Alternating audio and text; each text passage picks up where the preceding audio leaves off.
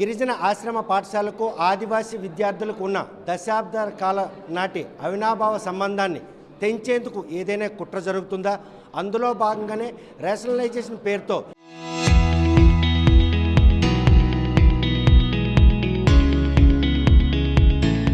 ఈరోజు ఆశ్రమ పాఠశాలలు మూతవేయడానికి కార్యాచరణ రూపొందించారా అన్న విషయంపై ఆదివాసీ సంఘాలు అందరూ కూడాను ఆందోళన వ్యక్తం చేస్తున్నారు.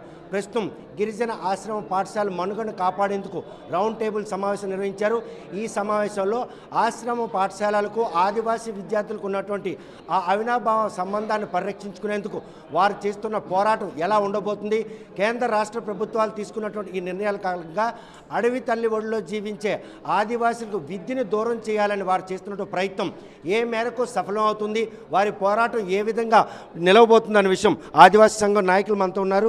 చూస్తే కనుక గిరిజన ఆశ్రమ పాఠశాలల నిర్వీర్యానికి కేంద్ర రాష్ట్ర ప్రభుత్వాలు ఒక కుట్ర పన్నే ప్రయోగంలో భాగమే ఆశ్రమ పాఠశాలలు మూతవేతకు కార్యాచరణ రూపొందిస్తున్నారంటే, ఈరోజు కూటమి ప్రభుత్వం అధికారంలోకి వచ్చిన తర్వాత మంత్రి నారా లోకేష్ గారు విద్యారంగానికి పెద్దపీట వేస్తున్నామని చెప్పారు. 4 రోజుల క్రితం విద్యాశాఖ అధికారులతో సమీక్ష నిర్వహించారు. కానీ అభివృద్ధికి దూరంగా కొండ కోణంలో ఉన్నటువంటి ఆదివాసీ విద్యార్థులకు విద్యను అభ్యసించే ఆశ్రమ పాఠశాలలు ఈరోజు మూసివేసే కుట్రలు జరుగుతూ ఉన్నాయి.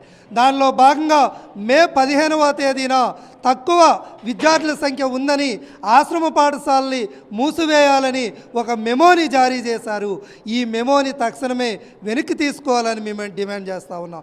ఎందుకంటే ఇప్పటికే ఉద్యోగ ఉపాధి అవకాశాల్లో వెనుకబడినటువంటి ఆదివాసీ విద్యార్థుల్ని ఈరోజు ఆశ్రమ పాఠశాలని మూసివేస్తే మరింత డ్రాప్అవుట్లు పెరిగే ప్రమాదం ఉంది. ఆదివాసీ విద్యార్థులు విద్యకు మరింత దూరమయ్యే ప్రమాదం ఉంది. కాబట్టి ఆశ్రమ పాఠశాలని యథావిధిగా కొనసాగించాలని చెప్పి మేము డిమాండ్ చేస్తూ ఉన్నాం. కనుక ఒక టీచర్గా ఈ ఆశ్రమ పాఠశాలకు ఆదివాసీ విద్యార్థులకు కూడా అవినాభావ సంబంధం ఇప్పటిది కాదు, దశాబ్దాల క్రితం.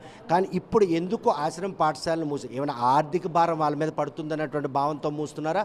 ఆదివాసీలకి ఆశ్రమాలు దూరం చేసిన ప్రయత్నం. ఆదివాసీ ప్రపంచ బ్యాంకు ఒప్పందం మేరకు భారత పాలకులు ఆంధ్రప్రదేశ్ ప్రభుత్వం ఇద్దరు టైఅప్ అయి సంక్షేమ రంగాన్ని కుదించడంలో భాగంగా ఈ రేషనైజేషన్ చేస్తున్నారు. ఈ రేషనైజేషన్ వల్ల పూర్తిగా ఆదివాసీలు విద్యకు దూరం అవుతారు. ఎస్పెషల్లీ శ్రీకాకుళం జిల్లాలో పలాస నియోజకవర్గంలోనే లొత్తూరు, చీపి, కిల్లో అనే 3 ఆశ్రమ పాఠశాలను ఎత్తివేయడం వల్ల ఆ విద్యార్థులు పూర్తిగా విద్యకు దూరమై పూర్తిగా డ్రాప్అవుట్ అయ్యే అవకాశం ఉంది. కాబట్టి తక్షణమే స్థానిక శాసనసభ్యురాలు గౌతు శిరీష గారు బాధ్యత వహించి ఆ 3 పాఠశాలని నిలువరించే పని, ఆ 3 పాఠశాలలు పనిచేసే విధంగా ప్రయత్నాలు చేయాలని, లేకపోతే సోంపేట నియోజకవర్గం ఉండే దళిత ఆదివాసీలు అంతా కలిసి ఐక్య పోరాటాలతోనే ఆ పాఠశాలలు నిలుపుదల చేసే కార్యక్రమంలో భాగమవుతామని, అందుకు పూర్తిగా బాధ్యత వహించాల్సిందిగా గౌతు శిరీష గారిని బాధ్యత వహించి ఆ పాఠశాల ఉండేటట్లు ప్రయత్నం చేయాలని కోరుకుంటున్నాను. కనుక ప్రస్తుతం ఈ పరిణామాలకు ఆల్రెడీగా కార్యాచరణ రూపొందించిన ప్రభుత్వాలు జారీ చేసిన మెమో ఆధారంగా ఆశ్రమ పాఠశాల నిర్వీర్యం చేసేందుకు వారు ఒక ప్లాట్ఫామ్ వేసుకున్నారు. కానీ మీ పోరాట ఫలితంగా ఆశ్రమ పాఠశాల నిలిపే అవకాశం కనిపిస్తుంది. తప్పకుండా ప్రజా పోరాటాల వల్ల దేన్నైనా నిలువరించేది. అందులో శ్రీకాకుళం ఉద్యమం ఉంది. శ్రీకాకుళం సోంపేట కాకరాపల్లి మూమెంటే నిలువరించే ప్రజలు ఈవేళ 3 పాఠశాలలు నిలువరించుకోగలరు. ఎందుకంటే కార్గో పోరాటం జరుగుతుంది, ఆ పక్కన ఆదివాసీ పోరాటం, 2 జమిలిగా మిళితమై 2 పోరాటాలు ఐక్యమై పాఠశాలను నిలువరించేలో పూర్తి బాధ్యత పూర్తిగా ఉద్యమ శ్రేణులు అంతమంది కలిసి అక్కడ ఉద్యమిస్తామని, ఆ పాఠశాల ఎట్టి పరిస్థితుల్లో ఎత్తివేయడానికి వీల్లేదని మేము కోరుకుంటున్నాం. భూమి కోసం, భుక్తి కోసం పోరాటాలు పురిటికట్టులో పుట్టినటువంటి పోరాటాల నేపథ్యంలో ఈరోజు ఆదివాసీ విద్యార్థులు విద్యను దూరం చేసేందుకు చేస్తున్నటువంటి మరో పోరాటం పురుడు పోసుకునేందుకు ఏదైతే ఈ కార్యాచరణ రూపొందించబోతుందో, ప్రస్తుతం ఆదివాసీ విద్యార్థులకు ఆశ్రమాలను దూరం చేస్తున్నటువంటి ఈ ప్రక్రియలో పోరాటం ఎలా ఉండబోతుంది అనే విషయం అడిగి తెలుసు. చూస్తే కనుక మరొక పోరాటం పురుడు పోసుకునేందుకు ఆదివాసీల విద్యార్థులకు అండగా ఉద్యమకారులు రంగం సిద్ధం చేస్తున్నారంటే తప్పకుండా.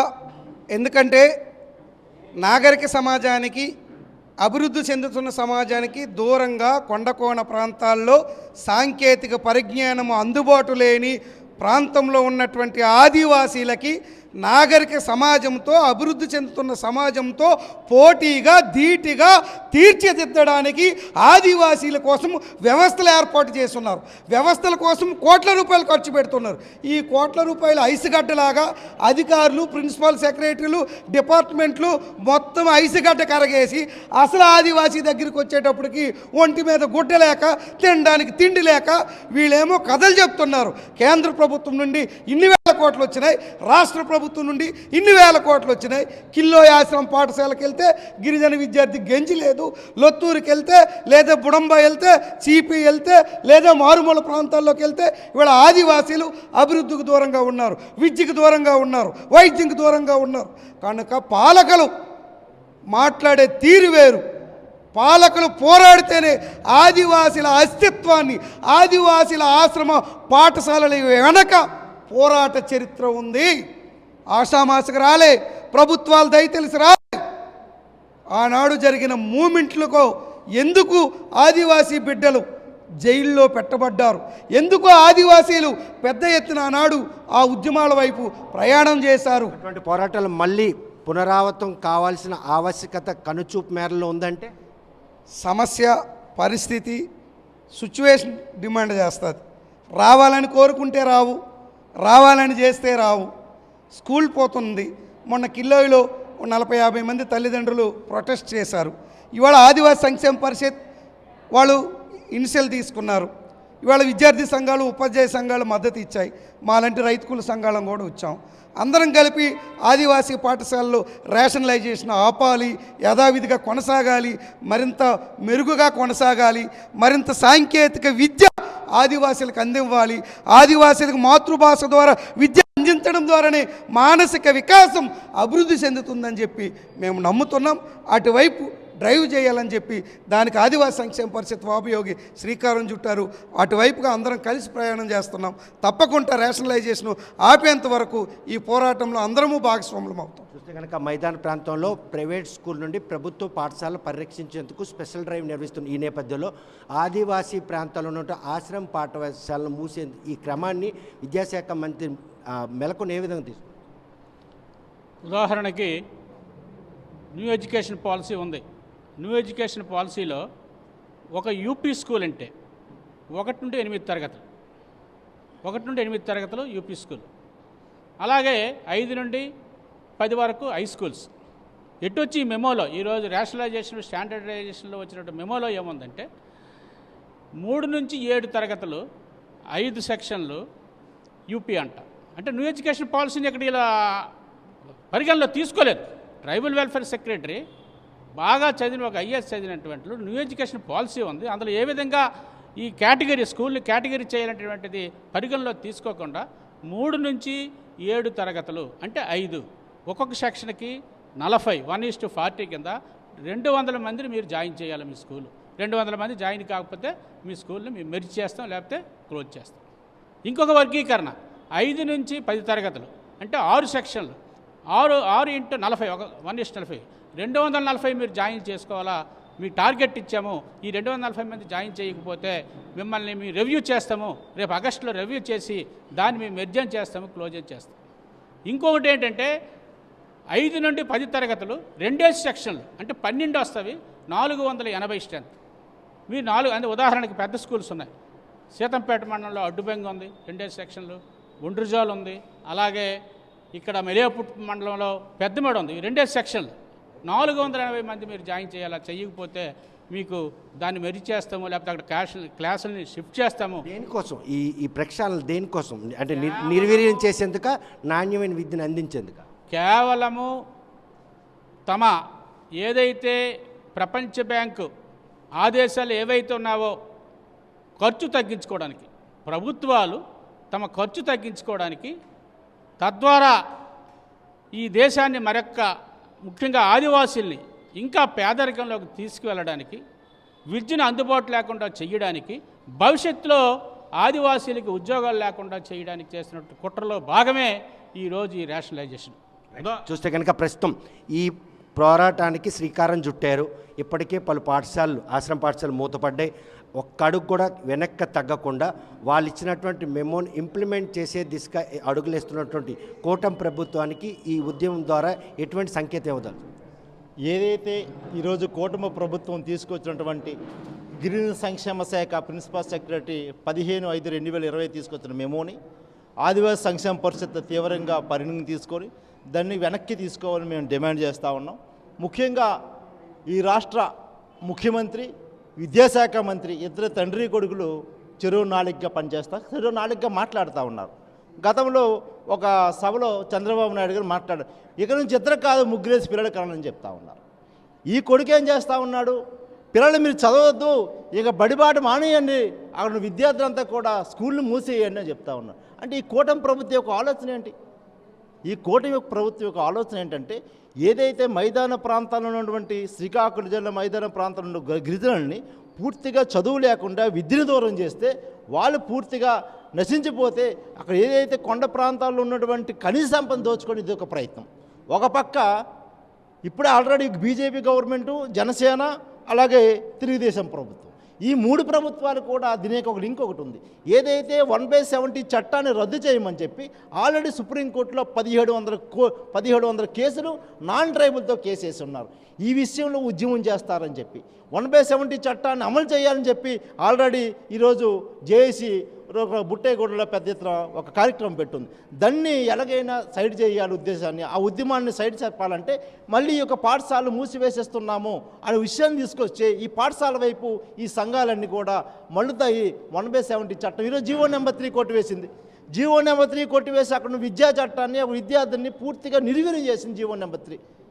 ఈరోజు 1/70 చట్టాన్ని రద్దు చేయాలని చెప్తుంది. కనుక ఆదివాసీల సంక్షేమాన్ని కేంద్ర రాష్ట్ర ప్రభుత్వాలు కోట్లాది రూపాయలు వెచ్చిస్తున్నాం, వారికి మెరుగైనటువంటి విద్యతో పాటు జీవన విధానాన్ని కూడా మార్చాలనుకోండి. ఈ నేపథ్యంలో వారికి ఆశ్రమాలకి ఉన్నటువంటి అవినాభావ సంబంధాన్ని తెంపేందుకు చేసిన ఈ ప్రయత్నం ఆదివాసీ పాలిట గొడ్డలు పెట్టను కూడా అక్షరాస్యతకి ఇంకా దూరం అయిపోతారు అనుకుంటున్నారా?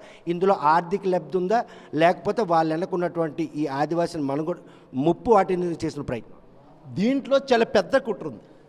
ఆదివాసులకు ప్రత్యేకంగా ఆ రోజు ఏదైతే శ్రీకాకుళం జిల్లా సాయుధ పోరాటం వచ్చిన తర్వాత ఐటీడీఏలు అలాగే జీపీఎస్ పాఠశాలలు ఆ రోజు ప్రారంభించబడ్డాయో ఆ యొక్క ప్రారంభం నుండి ఆ రోజు GIO అంటే గవర్నమెంట్ ఆఫ్ ఇండియా నుంచి నిధులు వచ్చిన నిధులు, ఆ నిధుల్ని మళ్లించి ఈ యొక్క కూటమి ప్రభుత్వం ఏదైతే ఆదివాసులు ప్రత్యేకంగా వచ్చిన నిధుల్ని ఏదైతే అమరావతిని ఏదైతే అభివృద్ధి కోసం చేస్తూ ఉన్నారో ఈ యొక్క నిధుల్ని, ఆదివాసీ నిధులంతా కూడా మిడ్ డే మీల్స్ నిధులంతా కూడా అమరావతికి మళ్లించడానికి ఇది ఒక పెద్ద ప్రయత్నం చేస్తూ ఉన్నారు. ప్రజలకు పాపం తెలుసుకోలేకపోతున్నారు. ఈరోజు ఆదివాసీ సంక్షేమ పరిషత్ కంకణం కట్టుకుంది. ఏదైతే అమరావతి అభివృద్ధి కోసం అని చెప్పి ఆదివాసీ నిధుల్ని దోచుకోవడానికి ప్రయత్నం చేస్తున్నారు. సిగ్గు లేకుండా ప్రభుత్వం ఆదివాసీ తిండి పెడుతున్న తిండిని కూడా దోచుకుంటున్నారే. సిగ్గుండాలి ఈ యొక్క కూటమి ప్రభుత్వానికి. ఆదివాసీలు తిండి తీసుకుంటున్నారు, ఆదివాసీ గోష తీసుకుంటున్నారు, ఆదివాసులకు రిజర్వేషన్ కూడా తీసుకుంటామంటే మేము ఎక్కడికి వెళ్ళి బ్రతకాలని అడుగుతా ఉన్నాం. తీసుకున్నటువంటి ఈ లీడ్ కనీసం కూటమి ప్రభుత్వంలో కదలిక కనువిప్పు కలిగే అవకాశం ఉందా? గతంలో కూడా మీరు చూసే ఉంటారు 2018 కానీ 2024 కాడ ఆదివాసులు ఉద్యమం చేస్తే ఏ విధంగా ఉంటుందో ఈ యొక్క స్థానిక ఎమ్మెల్యేలకి, స్థానిక మంత్రులకి అందరికీ తెలుసు. ఆదివాసులు ఏ స్థాయిలో ఉద్యమం చేస్తారు. ఇప్పుడు కూడా ఈ శ్రీకాకుళం జిల్లాలో ఉన్నటువంటి 7 మంది ఎమ్మెల్యేలకు చెప్తా ఉన్నాం, మంత్రులతో అలాగే ఎంపీ రామ్మోహన్ రెడ్డికి కూడా చెప్తా ఉన్నాం.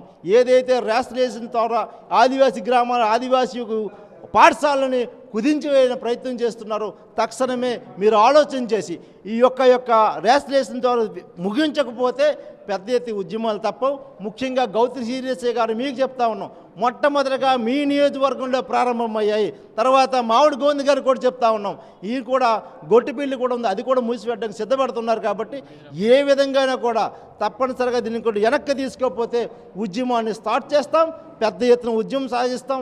తప్పనిసరిగా గతంలో జీవో నెంబర్ 51 తీసుకొచ్చారు, 104 జీవోలు తీసుకొచ్చారు. ఏ విధమైన ఉద్యమాలు చేసే జీవోను రద్దు చేయించామో ఈ విధంగా కూడా మెమోను కూడా అదే విధంగా ఆదివాసీ ఉద్యమాలతో రద్దు చేసేవారు తీసుకొస్తామని తెలియజేస్తా ఉన్నాం. కనుక మన భూమి కోసం, భుక్తి కోసం సాగినట్టు పోరాటాలు చూసాం. కానీ ఈరోజు ఒక విద్య ఆదివాసీలకు అందం దాక్షగా మిగిలినటువంటి విద్యని కాపాడేందుకు మీరు చేస్తున్న ప్రయత్నంలో మరొక పోరాటం పురుడు పోసుకోవాల్సిన ఆవశ్యకత ఉందా? ప్రస్తుతం అయితే ఆంధ్రప్రదేశ్ గిరిజన సంక్షేమ ఉపాధ్యాయ సంఘం తరపున మేము ప్రభుత్వం దృష్టికి ఈ మెమోకి సంబంధించిన ఎటువంటి నష్టం జరుగుతుందో గ్రౌండ్ లెవెల్లో అన్నది చెప్పడం జరిగింది. ఇప్పుడు అది తాత్సారం అవడం వలన ఇప్పుడు పాఠశాల పరిధిలో అడ్మిషన్స్ జరుగుతున్నాయి. పాఠశాలలు మార్చడం వలన ప్రభుత్వం ఇచ్చినటువంటి దాని ఉత్తర్వులను అమలుపరచడం వలన ఉపాధ్యాయుడు ఒత్తిడికి గురవుతున్నాడు. అక్కడ నుండి పిల్లలకు వేరే పాఠశాలకు పంపించడం వలన తల్లిదండ్రులు ఒత్తిడికి గురవుతున్నారు. మధ్యలో విద్యార్థుల తాలూకా భవిష్యత్తు దెబ్బతింటుంది.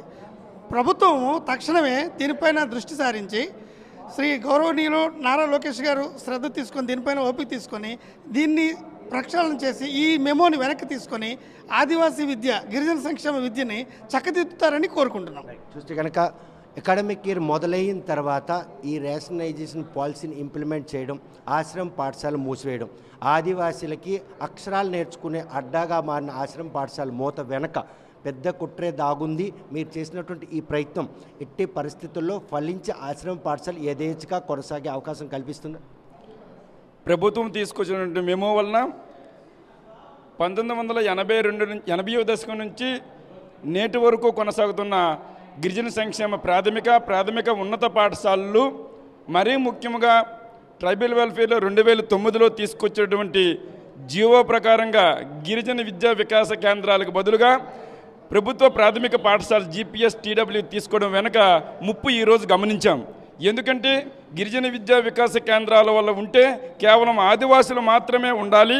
GPS TW సెక్షన్లో ఉండడం వల్ల దీనికి గిరిజన నిరుద్యోగ ఉపాధ్యాయులు కూడా నష్టం చేకూరుతుందని ఇప్పుడు తేటతెల్లమవుతుంది. కాబట్టి మేమైతే ఆదివాసీ సంక్షేమ పరిషత్తు మొన్న జరిగిన రాష్ట్ర మహాసభలో తీసుకున్న తీర్మానం ప్రకారంగా ఏ ఒక్క పాఠశాల మూతపడకూడదు, ఏ ఒక్క గిరిజన ఆదివాసీ నిరుద్యోగుడు కానీ ఆదివాసీ తల్లిదండ్రులు కానీ మనోవేదనకు గురి కాకుండా మా పిల్లల్ని మా ప్రాంతాలను చదువుకునే విధంగా ప్రభుత్వంపై ఒత్తిడి తీసుకురావడానికి తోటి సోదర సంఘాలు, ఉద్యోగ సంఘాలతో అన్నీ కలిసి పనిచేసి మెమోని వెనక్కి తీసుకునేటట్టుగా పోరాటం చేస్తామని ఇందు మూలంగా తెలియజేస్తున్నాను. ఆశ్రమ పాఠశాలలు ఒక్కటొక్కటిగా మూతపడుతున్నటువంటి పరిణామాలు ఆదివాసీ విద్యార్థులకు ఈరోజు ఆశ్రమ పాఠశాలను దూరం చేసేందుకు కేంద్ర రాష్ట్ర ప్రభుత్వాలు చేస్తున్నటువంటి ఈ ప్రయత్నాన్ని తిప్పికొట్టేందుకు చిక్కోలు జిల్లాలో ఆదివాసీ సంక్షేమ పరిషత్ ఆధ్వర్యంలో నిర్వహించిన రౌండ్ టేబుల్ సమావేశంలో ఎట్టి పరిస్థితుల్లో మూతపడినటువంటి ఆశ్రమ పాఠశాలను తెరిపించాలి, మిగిలిన ఆశ్రమ పాఠశాలను కూడా యథేచ్ఛగా కొనసాగేందుకు ఒక పోరాటం పురుడుకు పోసుకునేందుకు కార్యాచరణ రూపొందించబడింది. మరి భవిష్యత్తులో విద్యకు ప్రాధాన్యత ఇస్తున్నాం, ఆదివాసీ సంక్షేమానికి అధిక ప్రాధాన్యత ఇస్తున్నాం అని చెబుతున్నటువంటి కేంద్ర రాష్ట్ర ప్రభుత్వాలు ఆశ్రమ పాఠశాలను యథేచ్ఛగా కొనసాగించేందుకు ఈ పోరాటం ఏ మేరకు తోడ్పడుతుందో అనే విషయం వేచి చూడాల్సిందే. వీడియో జర్నలిస్ట్ రామకృష్ణతో సత్యం, RTV శ్రీకాకుళం.